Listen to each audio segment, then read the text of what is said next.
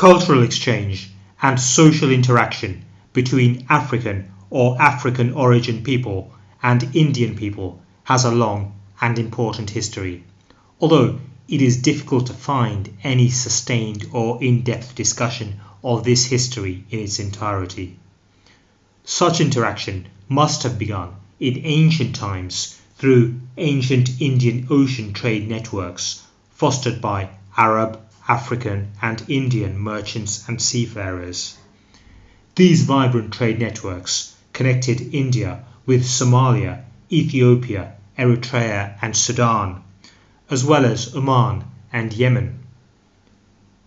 This maritime trade seems to have been an important driver of the economy of the ancient world. Silks, cinnamon and cloves were just some of the goods that were exported from India. Myrrh, frankincense and a kind of gum known as mokratu, which seems to have been called makaranda in Sanskrit, were some of the valuable goods that were exported from Africa. Ras Harfoon in Somalia and Bharuch in Gujarat were major trading ports.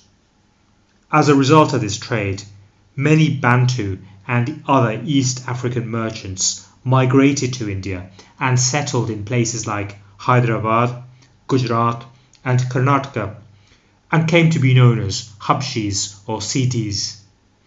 Conversely, some Indians also settled along the East African coast. Later on, some African people were also forcibly brought to India as part of the medieval and modern slave trade, and in fact many of them were able to rise into important positions in Indian society, or at least to gain political autonomy. Thus an article by Courtney A. Stewart from the Met Museum explains how, in the 17th century, the slave Rehan was freed and later became a commander of troops and an important advisor to the Sultan. Eventually, he was named governor of a province on the border with Golconda, and in 1635 he received the title Ikhlas Khan, by which he is known to history. Possibly the most famous African Indian, however, is Malik Umbar of the Ahmednagar Sultanate. Born in Ethiopia with the name Chapu, he was sold into slavery as a child, and eventually he was purchased by the chief minister of Ahmedabad. Rising in power, he was freed and built an army of African ex-slave soldiers and became the de facto king in Ahmednagar. As a military leader, Malik Umbar won many important strategic victories, and his army grew to include 10,000 Habshis and 40,000 Dakhanis.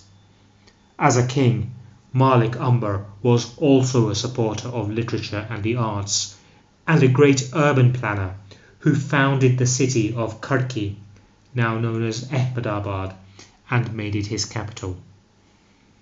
In the early and mid-20th century, there was close cooperation between Indians and African Americans around the Indian independence movement, the American Civil Rights Movement, and the fight against caste discrimination in India. The Indian freedom fighter Lala Lajpat Rai spent several years in the USA, getting to know most of the African American leaders of the civil rights struggle, and he soon became good friends with W.E.B. Du Bois. Rai explained that there is some analogy between the Negro problem in the United States and the problem of the depressed classes in India. Mahatma Gandhi was likewise connected with the racial justice campaigns in Africa and the United States. When he first arrived in South Africa, his initial concern was only for the status of the Indian residents and not for black South Africans. However, he steadily came to understand more about the discrimination there as well as in America, and also studied the works of Booker T. Washington.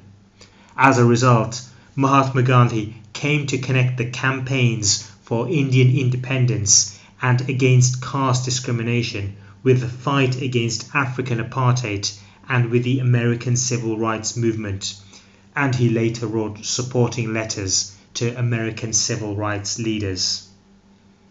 The history continued with Vinoba Bhave, Martin Luther King, Jawaharlal Nehru, and others, as described in some of the references below. Reflecting on the long and continuing history of intercultural interaction in this way may encourage us in the broad-minded belief that the whole world is one family.